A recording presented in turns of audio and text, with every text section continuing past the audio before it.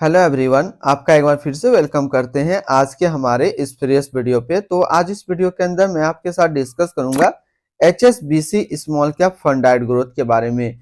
इसमें मैं आपसे डिस्कस करूंगा कि जो HSBC स्मॉल कैप फंड डाइट ग्रोथ है, इसने पिछले 1 मंथ, 6 मंथ, 1 साल, 3 साल, 5 साल या फिर एनुअल रिटर्न क्या दिया है, आज के डेट में इसका एक NAV का प्राइस क्या है, ये कितने स्टार रेटिंग म्यूचुअल फंड है, इसमें मिनिमम SIP अमाउंट आप क्या लगा सकते हैं और इसका फंड साइज क्या है।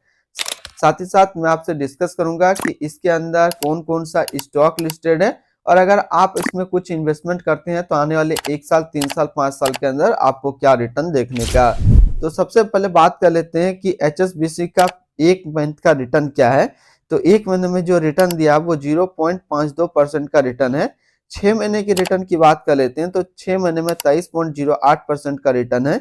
1 साल की रिटर्न के ऊपर बात कर लेते हैं तो 1 साल में 50.19% का रिटर्न है। 3 साल की रिटर्न की बात कर लेते हैं तो 3 साल में 36.06% का रिटर्न है।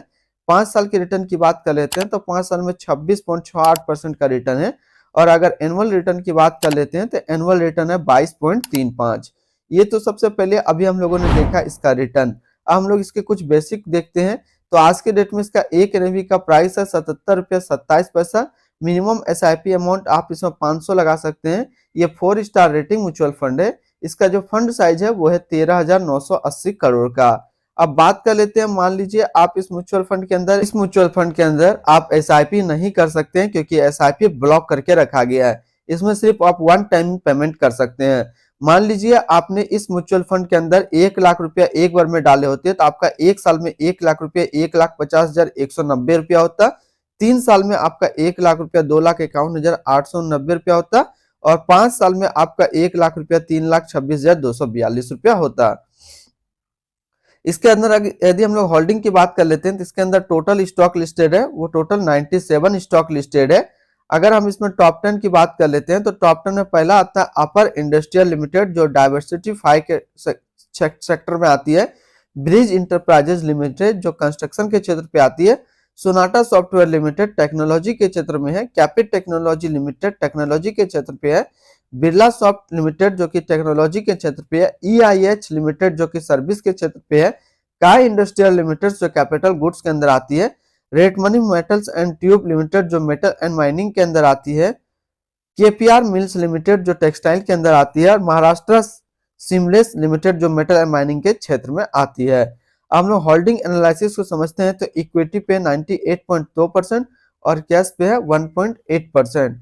अब इस इक्विटी को यदि सेक्टर वाइज देखते हैं तो कंस्ट्रक्शन पे है 17%, कैपिटल गुड्स में 13.6, मेटल एंड माइनिंग पे 10.8, अदर्स पे 9.2, टेक्नोलॉजी पे 8.9, फाइनेंशियल पे 8.8, सर्विस पे 7.9, केमिकल्स पे 6.7, कंज्यूमर स्टेल्स पे 6 और हेल्थ केयर पे है 5.8% और टेक्सटाइल्स के अंदर है 5.3%।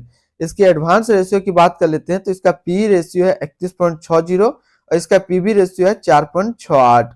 मिनिमम इन्वेस्टमेंट अमाउंट यदि आप फर्स्ट टाइम है तो 5,000 से स्टार्ट कर सकते हैं। सेकेंड टाइम मिनिमम इन्वेस्टमेंट आप 1,000 का भी कर सकते हैं। मिनिमम SIP अमाउंट जो इसमें सेट किया गया है वो 500 रुपया का सेट किया गया है। लेकिन अभी जो है SIP ब्लॉक करके रखा, अभी SIP ओपन नहीं है, अभी सिर्फ वन टाइम पेमेंट ओपन है। हम लोग रिटर्न एंड रैंकिंग की बात कर लेते हैं तो 1 साल का जो फंड रिटर्न है वो 50.2% का है। 3 साल में 36.1, 5 साल में 26.7 और एनुअल 22.4 है। वहीं इस कैटेगरी का जो एवरेज रिटर्न रहता है 1 साल में 49.6 रहता है, 3 साल में 29%, 5 साल में 27.1%। रिटर्न रैंक की कैटेगरी पे देखें तो 1 साल में 17 नंबर पे रैंक करता है, 3 साल में 3 नंबर पे रैंक करता है और 5 साल में ये 13 नंबर पे रैंक करता है। अब इसके आसपास यदि सिमिलर फंड्स देखें हम लोग इसी तरीके का म्यूचुअल फंड तो वो है Nippon India small cap fund डाइट growth, bank of India small cap fund डाइट growth, ICICI Prudential small cap fund डाइट plan growth, Axis small cap fund डाइट ग्रोथ और कोटक स्मॉल कैप फंड डाइट ग्रोथ। तो इसके आसपास इतने सारे म्यूचुअल फंड है। हम लोग इसके एक्सपेंसिव रेशियो की बात कर लेते हैं तो इसका एक्सपेंसिव रेशियो है 0.68%। अब बात कर लेते हैं कि यदि आप 1 साल के अंदर अपना इन्वेस्टमेंट का 10% से ज्यादा निकालते हैं तो 1% का आपको एग्जिट लोड देना होगा। स्टैम्प ड्यूटी की बात करते हैं तो स्टैम्प ड्यूटी है 0.005%। अब हम लोग इसकी fund house and investment objects को देखते हैं। तो HSBC small cap mutual fund total assist के बेस पे इंडिया में 21 नंबर पे रैंक करता है। ये म्यूचुअल फंड स्टार्ट हुआ था 27 मई 2002 को। इसका टोटल असिस्ट अंडर मैनेजमेंट है 1,01,905 करोड़ का। अब हम लोग कुछ और इसमें बेसिक नॉलेज देखते हैं। तो HSBC small cap fund direct growth जो है एक इक्विटी म्यूचुअल फंड है जो कि HSBC म्यूचुअल फंड की तरफ से लॉन्च किया गया था।